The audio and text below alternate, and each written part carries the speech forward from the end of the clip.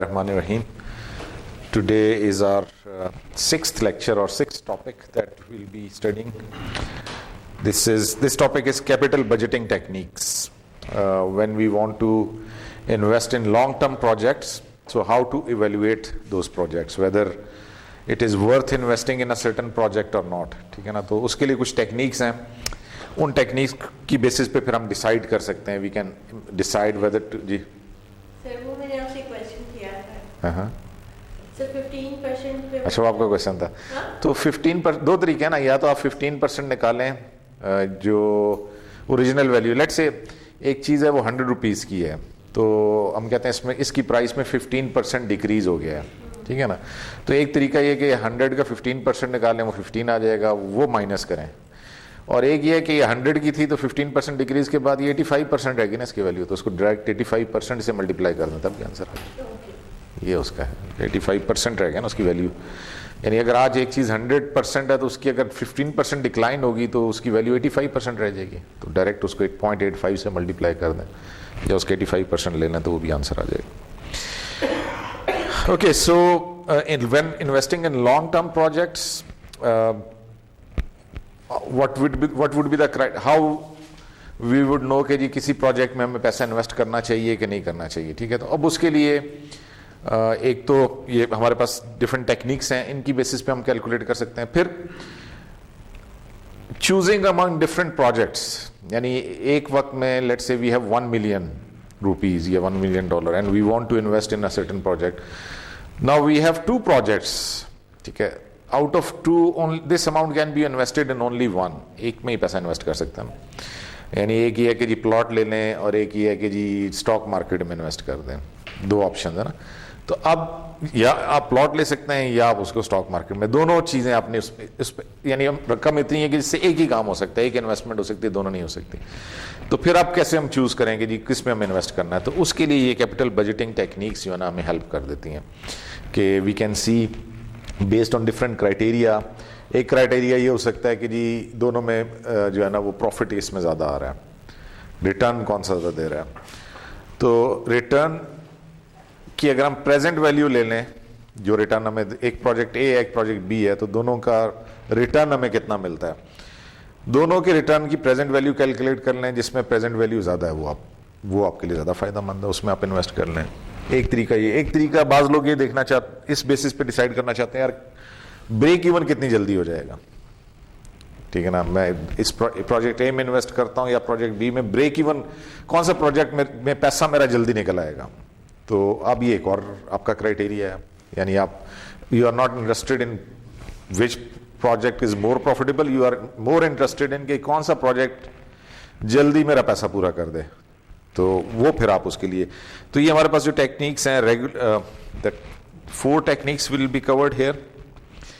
Regular pay back period है, discounted pay back period है, net present value है और इंटरनल रेट ऑफ रिटर्न. ये 4 डिफरेंट टेक्निक्स हैं जो कि हम डिस्कस करेंगे. अब obviously criteria used in these techniques is different. जैसे पे बैक पीरियड या डिस्काउंटेड पे बैक पीरियड में हम वही देख रहे हैं कि जी किस प्रोजेक्ट में से हमें पैसा कितनी जल्दी वापस रिटर्न होता है, जबकि एनपीवी और आईआरआर में हम देख रहे हैं कि हमें रिटर्न किस में ज़्यादा मिलता है. Okay, what is capital budgeting? Analysis of potential addition to fixed assets या long term investments. Now these long term investments involved large expenditure, इसलिए इसको जरा सोच समझ के, in other words you can say the success of any firm depends upon these decisions. अगर आपका ये डिसीजन गलत हो गया तो फिर नुकसान भी बड़ा होगा ना. छोटे मोटे डिसीजन तो उसकी रिकवरी जल्दी हो जाती है ना, जिसमें अमाउंट भी बड़ी आपने इन्वेस्ट कर दी है और फिर अगर वो रिकवर नहीं होती. जैसे आपने निराला स्वीट्स का नाम सुना होगा, तो किधर है आजकल, गायब हो गया ना. तो वो यही हुआ कि लॉन्ग टर्म डिसीजंस, यानी एक्सपेंशन उन्होंने की लेकिन एक्सपेंशन किधर है, खत्म हो गया. कोई एक आध होगी, वो भी शब्द गौर से पढ़े, शायद न्यू निराला लिखी हो. वो बाकी दुक्का कोई बच गए, लेकिन जिस तरह से उन्होंने एक्सपेंशन की थी ना, उस तरह से वो बेसिकली तो वो गया ना, ग्रुप ही ख़त्म हो गया ना उनका, जो जो उनका विजन था। तो वो यही था कि जो इन्वेस्टमेंट्स थी, जिस तरह से उन्होंने एक्सपेंशन की, वो बड़ा अमाउंट इन्वेस्ट किया लेकिन लोन पे था या जो भी था वट एवर, उसके भी उस तरह से उसको नहीं, मेरा ख्याल है जो मुझे पता चला वो ये था कि लोन उन्होंने काफ़ी बड़े उठा लिए थे, बहुत हैवी लोन उठा लिए थे। तो वो लोन जो उनका जो था ऑब्जेक्टिव, उसके हिसाब से वो नहीं उसको मीट कर सके, तो फिर ज़ाहिर लोन तो विद इंटरेस्ट वापस करना पड़ता। तो वो शायद रीज़न उनकी वो बनी है कि इवन दुबई में भी तो ओपन हो गया था इनका, यूएई में भी आउटलेट्स उन्होंने ओपन कर लिए थे, मतलब एक्सपेंशन तो उन्होंने काफ़ी की लेकिन उस तरह से फिर रिस्पॉन्स नहीं बना, सस्टेन नहीं कर सकते उसको। वो उनका ये था कि जी हमारी डेयरी भी अपनी होगी, मिल्क भी, जितनी हमारी मिठाइयों के अंदर प्रोडक्ट हैं वो भी हमारे अपने होंगे। तो उस तरह से उन्होंने एक्सपेंशन की थी उसकी, मतलब वो उसके लिए पूरा सप्लाई चेन इस्टेब्लिश किया, लेकिन उस तरह से हैंडल नहीं हो सका उनसे। तो इसलिए कैपिटल बजटिंग डिसीजंस इंपॉर्टेंट है ना, क्योंकि बड़ी अमाउंट आप बड़ी इन्वेस्टमेंट करते हैं और बड़ी इन्वेस्टमेंट अगर आप गलत कर देंगे तो फिर रिकवरी तो नहीं है, फिर तो गया, डूब गया पैसा। Okay, so what are the steps involved in capital budgeting? पहली चीज तो यही कि हमें एस्टिमेट करने होंगे कैश फ्लोज किसी भी इन्वेस्टमेंट, यानी हम एक इन्वेस्टमेंट करने जा रहे हैं तो what are the expected inflows and outflows, कितनी इन्वेस्टमेंट डालनी पड़ेगी और उसके अगेंस्ट रिटर्न कितना हमें मिल सकता है, एक्सपेक्टेड रिटर्न कितना होगा। तो ये पहली चीज कैपिटल बजटिंग जो हमारा डिसीजन है या उसकी जो कैलकुलेशन, उसमें we have to estimate these cash flows, both inflows and outflows. Finance के अंदर, इन्वेस्टमेंट डिसीजंस के अंदर दो ही चीजें, दो ही क्राइटेरिया ना, risk return, risk and return. तो रिटर्न तो हमने देख लिया, अब दूसरी चीज है उसका रिस्क भी आप देखें, रिस्क कितना है। तो that is the second aspect के what is the riskiness of the cash flows. Third is determine the appropriate cost of capital. ठीक है, कॉस्ट ऑफ कैपिटल, जो पैसा इन्वेस्ट कर रहे हैं उसकी कॉस्ट कितनी आ रही है। तो जनरली हम ये कहते हैं कि जी लोन की कॉस्ट कैलकुलेट करना तो आसान है ना, वो जो इंटरेस्ट है वो इसकी कॉस्ट है, लोन के ऊपर जो इंटरेस्ट दे रहे हैं। तो लेकिन जो कैपिटल है, इक्विटी, उसकी भी कॉस्ट है। ठीक है, तो वो भी हमें एस्टिमेट करनी होगी ताकि हमें पता चले कि जी टोटल कॉस्ट कितनी है जिसके अगेंस्ट हम कोई रिटर्न एस्टिमेट कर रहे हैं। Once we have determined these things, then we can find out the net present value of that investment or internal rate of return. ठीक है, नेट प्रेजेंट वैल्यू क्या है और इंटरनल रेट ऑफ रिटर्न है, वो आगे हम डिस्कस करते हैं। मतलब ये 4-5 स्टेप्स हैं इसके अंदर। Okay, what is the difference between independent and mutually exclusive projects? दो तरह के प्रोजेक्ट हो सकते हैं ना, एक वो प्रोजेक्ट्स हैं जो इंडिपेंडेंट हैं, यानी इंडिपेंडेंट प्रोजेक्ट किसको कहते हैं कि जिसमें the cash flow of one are unaffected by the acceptance of the other. यानी इंडिपेंडेंट प्रोजेक्ट्स ये हैं कि आप प्रोजेक्ट ए में भी इन्वेस्ट कर सकते हैं, प्रोजेक्ट बी में भी। प्रोजेक्ट ए की acceptance will not result in rejection of project B, दोनों में at the same time invest कर सकते हैं। म्यूचुअली एक्सक्लूसिव जो प्रोजेक्ट्स होते हैं उसमें जब आप एक प्रोजेक्ट एक्सेप्ट करते हैं तो दूसरा खुद ब खुद रिजेक्ट हो जाता है, यानी दोनों में से एक ही हो सकता है। म्यूचुअली एक्सक्लूसिव इसलिए उसको कह रहे हैं कि म्यूचुअली एक्सक्लूसिव है, यानी वन अमंग द ग्रुप, एक एक्सेप्ट होगा तो बाकी आप वही, जैसे मैंने कहा कि आपके पास अगर 1 मिलियन है और वो आप 2 प्रोजेक्ट्स हैं, एक में इन्वेस्ट कर सकते हैं, दोनों में नहीं कर सकते, तो फिर वो म्यूचुअली एक्सक्लूसिव हो जाएगा। अगर आपके पास ऑप्शन हो कि जी आपके पास 1 मिलियन है, 500 मिलियन आप स्टॉक मार्केट में डाल दें, हाफ आप कहीं और भी इन्वेस्ट कर सकते हैं, तो फिर वो इंडिपेंडेंट प्रोजेक्ट्स हो जाएंगे। ठीक है, जैसे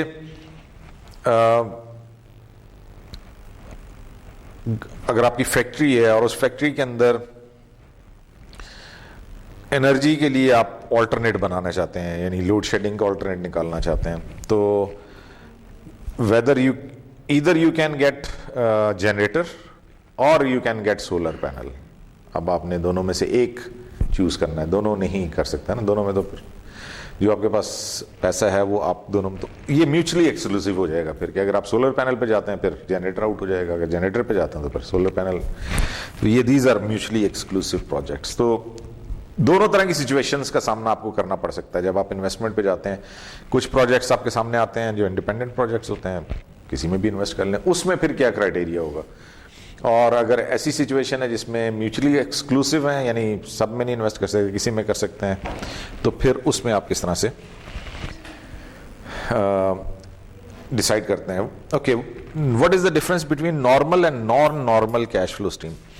नॉर्मल कैश फ्लो स्ट्रीम उसको कहते हैं जिसमें एक नेगेटिव कैश फ्लो आता है और उसके बाद stream of positive cash flows. यानी जितने भी आपके प्रोजेक्ट हैं उसका यही होता है ना, एक आपने दुकान लगा ली, पहली दफ़ा इन्वेस्ट कर दिया, अब आपको उसमें से सेल्स मिलती रहेंगी.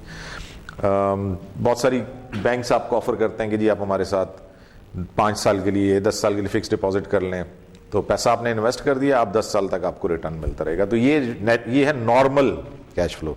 One change of sine, only one normal cash flow which is negative cash flow followed by a series of positive cash inflows. One change of sign, यानी एक नेगेटिव था उसके बाद पॉजिटिव है, एक ही दफा चेंज हुआ है. ये नहीं हो रहा बार बार नेगेटिव पॉजिटिव बार बार नहीं हो रहा, एक दफा चेंज हुआ है और वो चलता जा रहा है. तो ये नॉर्मल कैश फ्लो स्ट्रीम है. नॉन नॉर्मल कैश फ्लो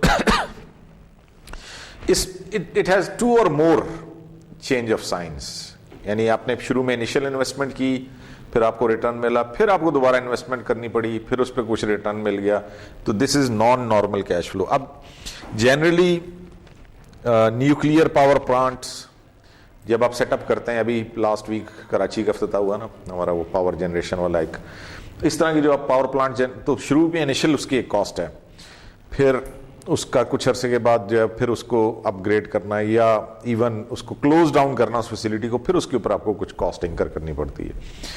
तो इसलिए मोर देन वन नेगेटिव. इस तरह स्ट्रिप माइंस, ठीक है, जो माइंस हैं उसके अंदर भी इसी तरह के शुरू में आपको माइनिंग एक्सप्लोरेशन की कॉस्ट है, फिर वहाँ से चलो आप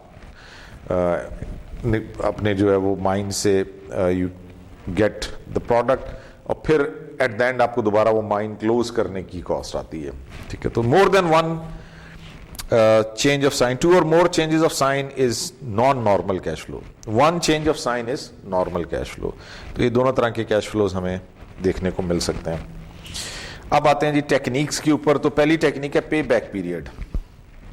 पे बैक पीरियड के किसी इन्वेस्टमेंट, किसी प्रोजेक्ट के अंदर इन्वेस्ट कर रहे हैं, उस प्रोजेक्ट में से हमारा पैसा कितने जल्दी रिकवर हो जाएगा. जैसे आप ये आजकल वो सोलर पैनल वाले हैं ना, तो वो आपको आके कहते हैं जी आप 10 लाख का है आप लगा लें, 3 साल में आपका पे बैक हो जाएगा, 3 साल में आपका ये पैसा वापस हो जाएगा. तो pay back is the number of years required to cover a project cost और how long does it take to get your money back, that is pay back. अच्छा, इसका तरीका ये होता है पे बैक कैलकुलेट करने का कि it is calculated by adding project cash inflow to its cost until the cumulative cash flow for the project turns positive. ये आगे एग्जांपल से आपको क्लियर हो जाएगा कि let's say this is an example, there are 2 projects, project L and project S. दोनों की investment या इनिशियल इन्वेस्टमेंट या कॉस्ट जो है $100 है. अब कैश फ्लोज दोनों के हमने एस्टिमेट किए, 3 इयर्स के कैश फ्लोज हैं. प्रोजेक्ट 1 में, प्रोजेक्ट एल में हमें फर्स्ट ईयर में $10 रिकवर हो रहे हैं, दूसरे में सेकंड ईयर में $60, थर्ड ईयर में $80. सिमिलरली प्रोजेक्ट एस के अंदर first year we are getting $70 back, second year we are getting $50 back, third year we are getting $20 back.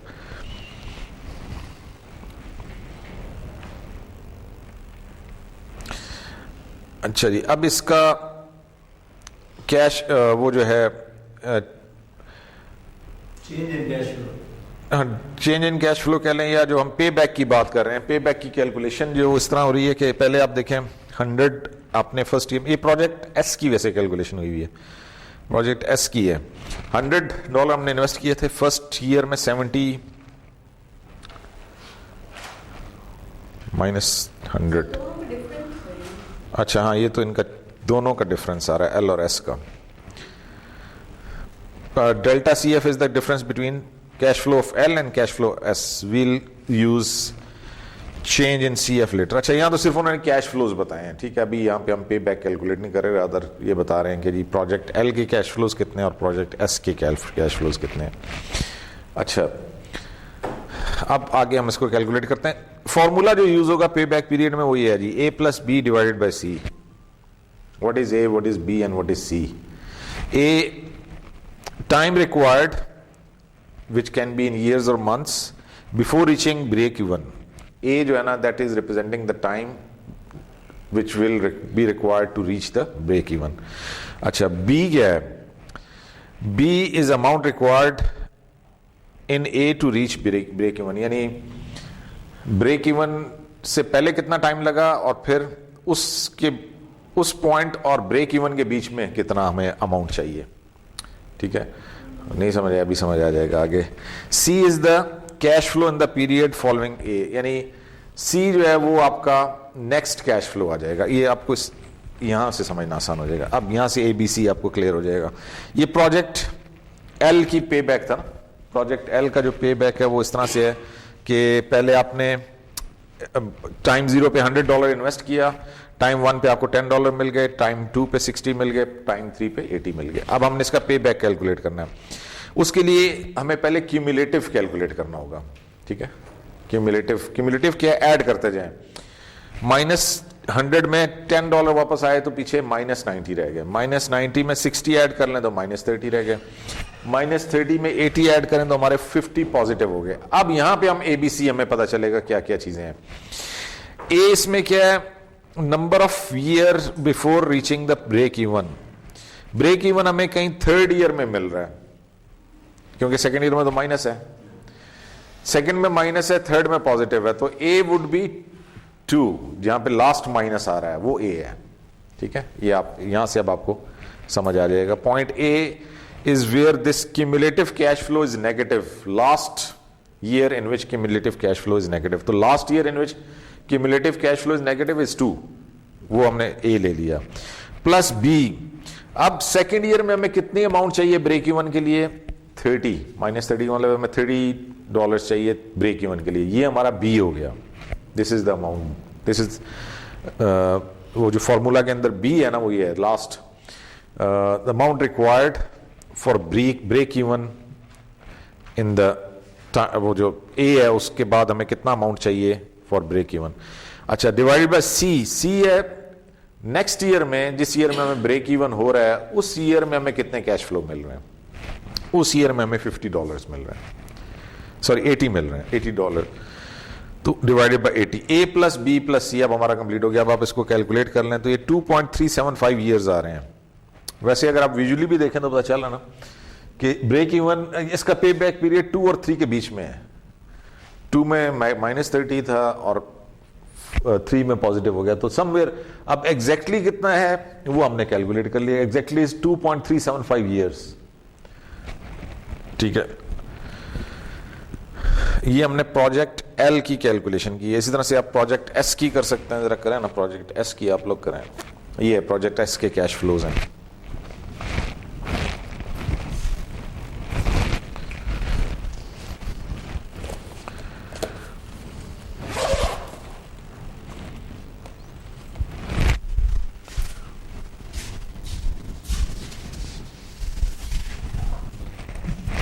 Payback period for project S.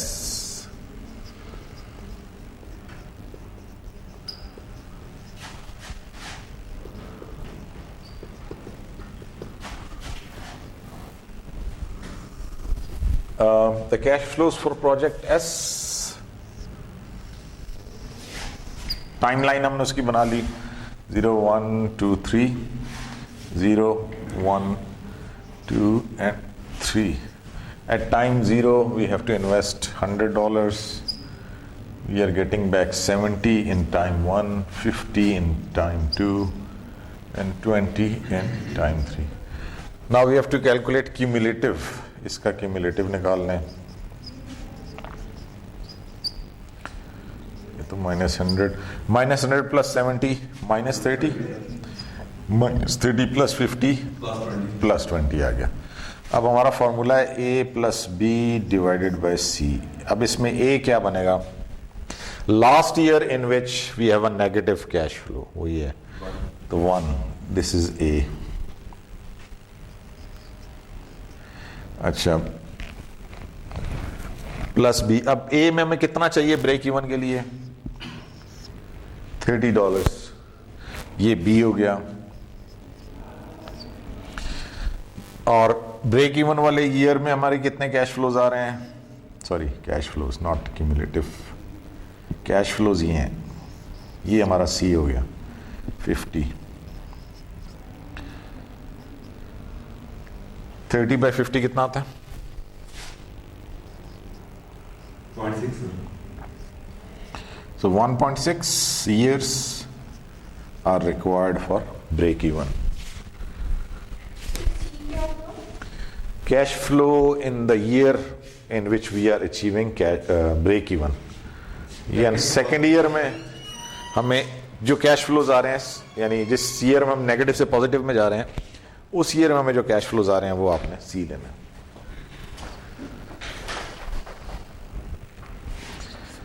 ठीक है, तो ये सबसे सिंपल आसान जो है वो यही है। पे बैक पीरियड जो है ना, that is the simplest of all the capital. जो हम चारों टेक्निक्स पढ़ेंगे उसमें सबसे आसान यही है, पे बैक पीरियड। सिंपल एक ही स्टेप है, पे बैक पीरियड का जो हमें कैश फ्लोज दिए हुए हैं उसका क्यूमुलेटिव कैश फ्लो निकालना है। और once we have calculated cumulative, तो फिर हम ये वाला फॉर्मूला यूज कर लें, A+B/C।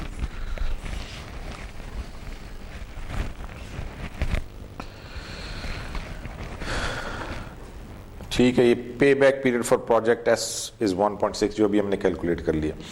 So what are strength and weaknesses of pay back period? वो तो मैंने बताया कि आसान सबसे easy to calculate and understand. It provides an indication of a project risk and liquidity.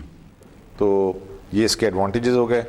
Disadvantage, it ignore the time value of money. हम यहाँ पे प्रेजेंट वैल्यू नहीं ले रहे हैं, हम उसकी वो वैल्यू ले रहे हैं जो हमें कैश फ्लोज हो रहे हैं। तो एक्चुअली तो हमें इसकी प्रेजेंट वैल्यू की बेस पे डिसाइड करना चाहिए। तो that is one of the weakness के we are ignoring the time value of money is ignored. It ignore cash flows occurring after the pay back period. अब एक प्रोजेक्ट है जिसमें पे बैक बहुत जल्दी है, तो हो सकता है 2 साल में 3 साल में पे बैक हो जाए, उसके बाद उसके कैश फ्लोज मर गए, स्लो हो गए, रिटर्न नहीं मिल रहा। और दूसरा प्रोजेक्ट है वो पे बैक में तो शायद 4 साल या 5 साल लगा रहा है, लेकिन उसके बाद भी वो हमें अच्छा रिटर्न दे रहा है। तो ये वाला मेथड अगर हम यूज करेंगे तो फिर तो हम लाजमी बात, हम सिर्फ उस प्रोजेक्ट को एक्सेप्ट कर लेंगे जो जल्दी पे बैक दे रहा है। We are ignoring the cash flows which are occurring after the pay back period. तो ये 2 इसकी वीकनेसेस हैं। अब एक इसकी वीकनेस है वो एड्रेस हो जाती है अगर हम डिस्काउंटेड पे बैक पीरियड ले लें। पहले वाली जो वीकनेस है जिसमें हम टाइम वैल्यू ऑफ मनी को इग्नोर कर रहे हैं, तो बजाय हम क्यूमुलेटिव कैश फ्लोज कैलकुलेट करने के, why not to calculate cumulative value for present value of cash flow. यानी हम पहले प्रेजेंट वैल्यू निकाल के फिर उसको क्यों ना हम कैलकुलेट।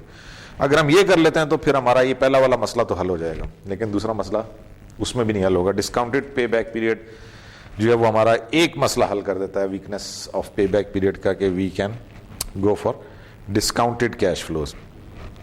यहाँ पे अब एक एग्जांपल है, this is a project S, ये वही प्रोजेक्ट एस है। इसमें we are assuming rate of interest is 10%। Time line से अगर आप देखें तो वहाँ पे मेंशन्ड है कि जी 10% इसके ऊपर इंटरेस्ट लगा हुआ। अगर 10% रेट ऑफ इंटरेस्ट है तो उसके हिसाब से इसकी प्रेजेंट वैल्यू हमने कैलकुलेट कर ली। जो हमें कैश फ्लोज आ रहे हैं उनकी हमने प्रेजेंट वैल्यू $10 की प्रेजेंट वैल्यू कैसे निकालेंगे? वही फॉर्मूला है, present value is equal to FV 1 + I raise to the power n। अगर $10 हमें 1 साल के बाद मिल रहे हैं और रेट ऑफ इंटरेस्ट 10% है, तो ये हमारे पास 9.09 निकल आएगा। इसकी present value of $10 that will receive after 1 year. If the rate of interest is 10%, तो उसकी प्रेजेंट वैल्यू 9.09 बन जाएगी। इसी तरह अगले की भी हम निकाल लेंगे। 60 की आप देखें, इसी फॉर्मूले से कैलकुलेट करें 49.59 आ जाती है। और 80 की अगर हम प्रेजेंट वैल्यू कैलकुलेट करते हैं तो 60.11। ठीक है, अभी हमारे पास टाइम लाइन बन गई।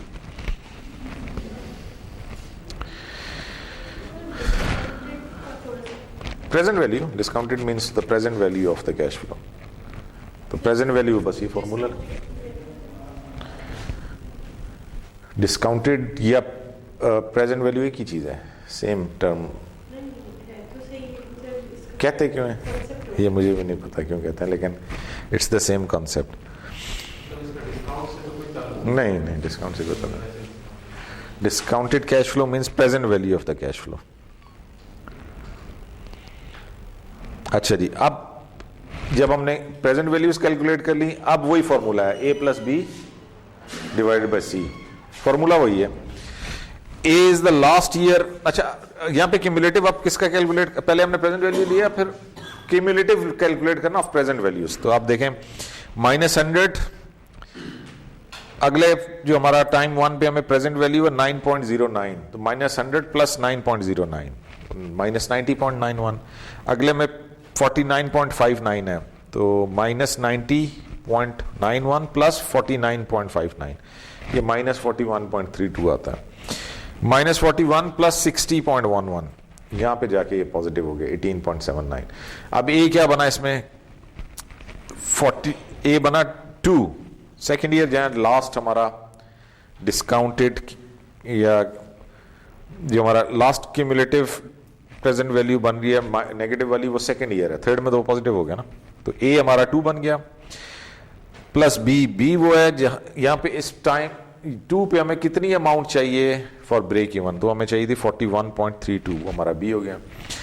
और डिवाइडेड बाय सी, नेक्स्ट जो हमारा कैश फ्लो है जिसमें हम पॉजिटिव हो रहे हैं, वहां पे हमें present value of cash flow कितना है 60.11, तो इस हिसाब से ये 2.7 ईयर्स आता है। इसको भी आपको नहीं समझ आया तो इसका जरा वही वाला इसका बनाएं, खुद करेंगे तो समझ आ जाएगा। इसका बनाएं जरा, डिस्काउंटेड पे बैक पीरियड। पे बैक पीरियड प्रोजेक्ट एस का था, अब discounted pay back period.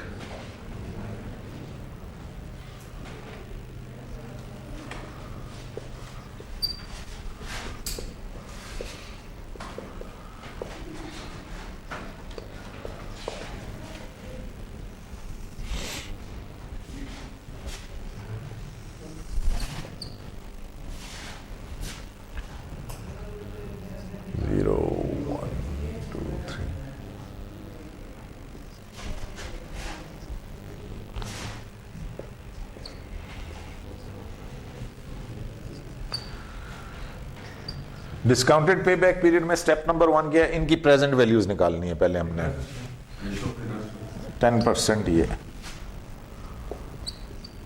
Present value of cash flows -100 यही रहेगा। ओके, 70 की present value is equal to 70 1.10 raised to power 1, 70 divided by 1.1, 1.1, हाँ 63.63। प्रेजेंट वैल्यू ऑफ 50 ये आ जाएगा 50 1.10 raised to power 2,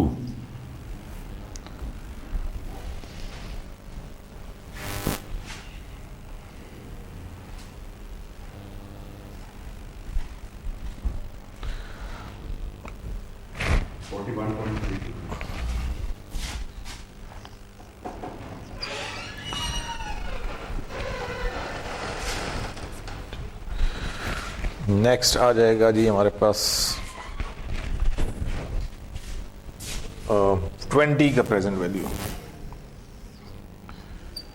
is equal to 21.10 raise to power 3।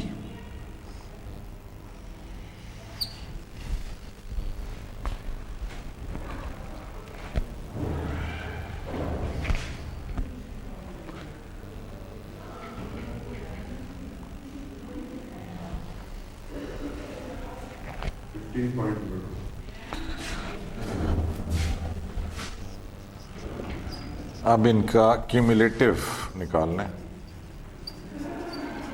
Cumulative present values -100 plus 60.63 63.63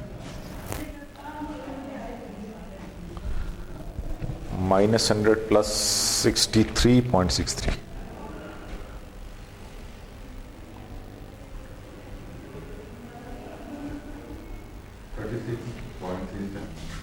ये भी minus में आएगा, -36.37। अब इसमें -36.37 प्लस 41.32,